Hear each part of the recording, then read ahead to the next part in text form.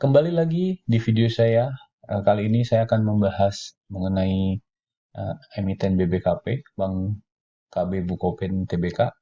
Di sini saya sudah membuat analisis ininya ya, analisis dari Fibonacci-nya. Kita melihat potensi kenaikan maupun penurunan yang mungkin saja bisa dialami oleh emiten ini.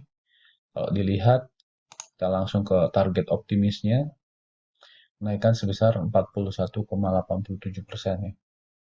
Kemudian resikonya kita lihat ke bawah, ini ya, sejajar dengan posisi ini. Terakhir ini 34,41%. Ya, jadi perbandingannya walaupun tidak favorable tapi lumayan lah ya. Kenaikannya 40%, resikonya 34%. Oke, apakah cenderung naik atau turun? Kita lihat dulu. Di sini kalau kita lihat menggunakan EMA Cross, posisi sudah solid, ada tren kenaikan. Kemudian Bollinger Band sudah pasti kelihatan, sangat kelihatan sekali. Ichimoku juga solid, menembus awan merah, tanda kenaikan. Foreign flow juga naik, konfirmasi ada aliran uang sana. Kemudian bandar movement ini menunjukkan tren menurun ya. Kita nggak tahu, nanti kita akan coba analisis pakai data dan informasi yang lain. Tapi ini informasinya menarik. Dari sisi volume juga menarik, di atas 50, rata-rata 50 hari. Konfirmasi kenaikan di tanggal 4 Agustus cukup solid. Kemudian dari frekuensi analyzer, kita lihat kenaikan ini cukup beralasan. Dari MACD nggak kelihatan di layar, tapi saya sebutkan ini juga posisinya sudah tren naik. Nah, yang menarik yang saya temukan adalah di analisis broker summary. Jadi, saya bagi menjadi beberapa fase untuk melihat broker analisisnya.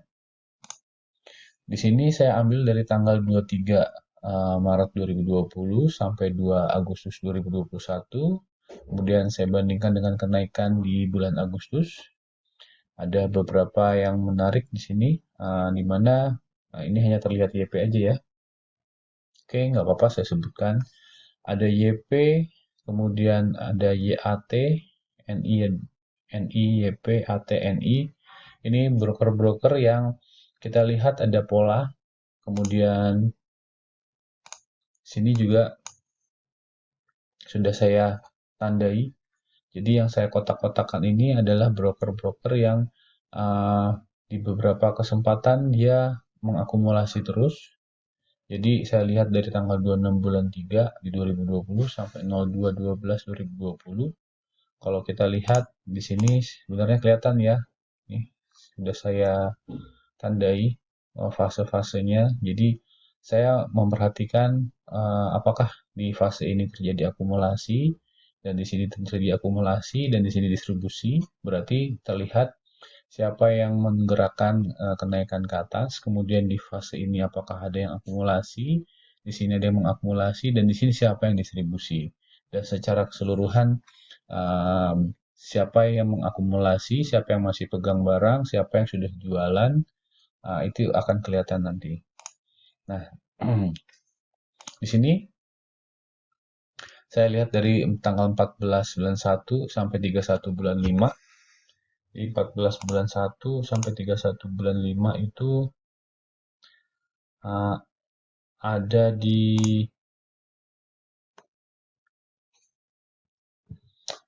sini ya. 14 bulan 1, 13 bulan 5 ada di sini. Ini ya. Ini 14 bulan 1 sampai 13 bulan 5. Kemudian ini ya. 14 bulan 1 ini fase ke 4 dan 5. Ini 4 dan 5 dan ini fase terakhir nih kenaikan. Ini fase 4, saya lihat 14 bulan 1, 31 bulan 5 di mana terjadi fase penurunan, tren menurun. Kemudian fase berikutnya fase sideways, itu dari tanggal 2 bulan 6 sampai 3 bulan 8. Kemudian fase kenaikan tren naik dari tanggal 4 bulan 8 sampai 12 bulan 8. Ini nggak kelihatan layarnya karena lebar. Coba saya untuk menggeser. Oh, nggak bisa layarnya. Oh, ini bisa. Oke, layarnya sudah saya geser ya. Bisa kelihatan. Jadi ada yang saya tandai merah-merah dan ada yang saya tandai kotak merah-merah. Ini merah-merah artinya di tiga fase ini, fase tren menurun, sideways dan naik, posisinya dalam posisi menjual. Gitu. Kalau misalkan yang kotak-kotak ini dari beberapa fase, fasenya terus beli, akumulasi. Oke. Nah, dari eh, hal tersebut, saya menemukan ini ya, ada 11 broker yang saya perhatikan, YP, PD, CC, NI, SQ, AT, YU, CD, SAY, BOD. Jadi kalau YP polanya seperti ini, PD polanya seperti ini, ACC maksudnya akumulasi, DIST maksudnya distribusi, PD juga akumulasi, akumulasi, distribusi, akumulasi, nol. Nol ini artinya tidak ada transaksi pada fase itu. Sama CC, akumulasi, tidak ada transaksi, distribusi, akumulasi, tidak ada transaksi. NI, akumulasi, akumulasi, tidak ada transaksi, tidak ada transaksi, fase terakhir distribusi. SQ, akumulasi, akumulasi, akumulasi, akumulasi, habis itu tidak ada transaksi di fase terakhir, yang fase kenaikan. AT, tidak ada transaksi, tiba-tiba akumulasi, kemudian distribusi. YU, tidak ada transaksi, distribusi, salah nih ya, tulisannya seharusnya distribusi.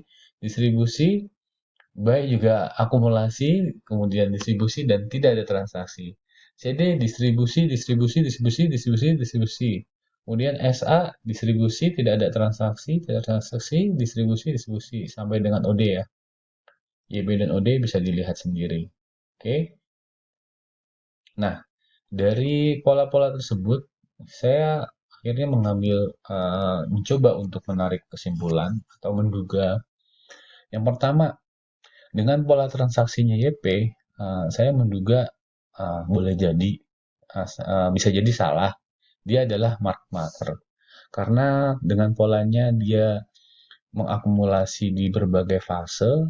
Jadi fase bisa dilihat ya, dari sini dia akumulasi, di sini juga seharusnya biasanya orang-orang jualan dia akumulasi, dia di sini akumulasi, kemudian diakumulasi, akhirnya dia sedikit distribusi karena sisa amunisinya masih banyak si YP ini. Sisa amunisinya masih banyak. Ini bisa terlihat di ini ya, di sini nih. Sini masih ada dia beli sampai dari tanggal 26 sampai tanggal 2 masih ada sisa 201 miliar. Masih cukup banyak. Cukup banyak sekali. Sama, YU juga. YU, YU dengan polanya tidak ada transaksi, jual, beli, jual, tidak ada transaksi. Cuman di posisi perhitungan saya di sini masih ada nih. Karena YU di sebelah sini dia nggak ada transaksi. Dengan total 146 miliar. Oke, jadi kalau YU mungkin saja dia investor atau trader. Kalau PD dengan polanya akumulasi distribusi. Ini distribusi berarti pas fase naik ya. Pas fase naik ini dia distribusi nih. Dia akumulasi sini, kemudian distribusi. Itu saya menduga dia adalah trader. CC juga trader, cuman CC kalau kita lihat di sini, oh barangnya masih banyak ya, 102 miliar. Masih banyak. Dia polanya kalau CC seperti trader nih. Akumulasi, nggak ada transaksi, distribusi. Akumulasi, nggak ada transaksi. Jadi kalau kita lihat akumulasi di sini, nggak ada transaksi, terus dia distribusi. Kayak taking profit nih. Lumayan kenaikannya. Harga rata-ratanya mungkin 200, dia jual di harga 500-an sampai 600. Wah, tiga beggar. Lumayan besar ya, sangat besar sekali. Kemudian Eski ini juga nih. Eski banyak akumulasi, tapi kemarin pas di tren kenaikan di fase ini dia nggak jualan. Boleh jadi nanti jualannya di fase berikutnya. Nah, kemudian YU. AT, AT nggak ada transaksi, akumulasi, distribusi ini kelihatan banget ya. Eh, Mungkin trader ya, tapi bisa jadi market maker kalau kita lihat di sini. Oh, AT. Oh, AT ini berarti trader nih, karena nominalnya nggak begitu banyak. Sorry, ini salah. Ini trader. Kalau AT. Kemudian YU, nol, nggak ada transaksi, jual, beli, jual, nol. Ini bisa jadi investor atau trader, kalau menurut saya. Nah, yang menarik adalah CD. CD polanya distribusi, distribusi, distribusi, distribusi, semuanya distribusi. Nah, pertanyaannya, apakah CD ini adalah mantan? Karena kalau dilihat ya, di setiap fase dia distribusi, pertanyaan saya kenapa nggak distribusi pas fase naik aja? Kenapa di setiap fase, ini kan fase paling bawah ya kalau dilihat tuh. Dia jualan di sini, di harga paling paling bawah ya. Kenapa nggak jualan di atas ya? Kenapa jualannya di bawah dan setiap fase ini distribusi? Ini yang menarik, menarik sekali nih. Ini boleh jadi dia adalah mantan. Nah, SA juga distribusi 00, distribusi, distribusi. YB 00, distribusi, distribusi, distribusi. OD juga 00, distribusi. Nah, investor atau mantan nih, jangan-jangan satu paket ya, jangan mantan atau dia investor. Kalau dilihat dari polanya, SA ini eh, mungkin saja dia dia mantan ya. Kalau yang YB, oke lah mungkin. Tapi kalau YB juga sepertinya mantan nih ya. Soalnya kalau dilihat ini kan fase 45 harganya di daerah sini ya. Kecuali dia ngambil dari bawah nih. Mungkin taking profit. Cuman kalau orang lama kayaknya dia mantan. Tapi kita hanya bisa menduga-duga ya. Oke, sampai dengan OD. Nah, dari sini kita bisa mengetahui bahwa ternyata kalau dilihat ya sampai dengan saya ngambil datanya sampai tanggal 2 dan Mas kalau kita lihat tadi polanya ada yang masih 0000 nih, megang barang, masih megang barang banyak tapi dia nggak distribusi, kalaupun distribusi sedikit ya. Ini YP YUCCPD, YP YUCCPD, YP YUCCPD. Ah, ini distribusi 00. Nol. Nah, berarti barangnya masih banyak dipegang.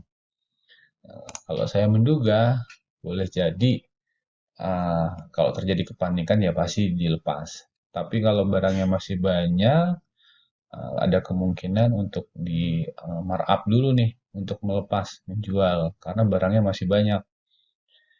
Dengan harga rata-rata kalau kita lihat tadi ya, ini kan di 420, 417 sampai 422. 417 sampai 422. Nah, di sini nih rata-ratanya nih. Rata-rata di sini, coba kalau kita tarik sini ya, mereka dalam posisi profit sih. Floating profit nih, ada 24%. Ya, mungkin kalau misalkan mereka puas dengan kenaikan puluhan persen, boleh jadi keluar. Tapi kalau angkanya tadi masih jumlah barangnya besar, ada ratusan miliar ya, 201 miliar sama 14 miliar. Wow, besar sekali ya. Besar sekali nih. Walaupun ya eh, kalau kita lihat transaksinya bisa saja sih dalam satu hari keluar. Coba nanti kita cek ya apakah bisa satu hari keluar. Kalau misalkan bisa satu hari keluar, sebentar saya cek. Oh, 70 miliar satu hari transaksi hari ini. 70 miliar berarti nggak mungkin lah langsung keluar kalau misalkan masih ada 500 miliar. Paling nggak membutuhkan 4 hari, 5 hari ya. Berarti potensi kenaikan masih ada di BBKP. Walaupun juga ada potensi resiko di situ. Cuma melihat menggunakan analisis broker summary, kelihatannya masih ada. Tapi ini hanya edukasi ya, bukan saran, bukan anjuran untuk bertransaksi di emiten ini. Resiko ada di tangan Anda sendiri. Oke, Demikian, terima kasih banyak. Sampai jumpa.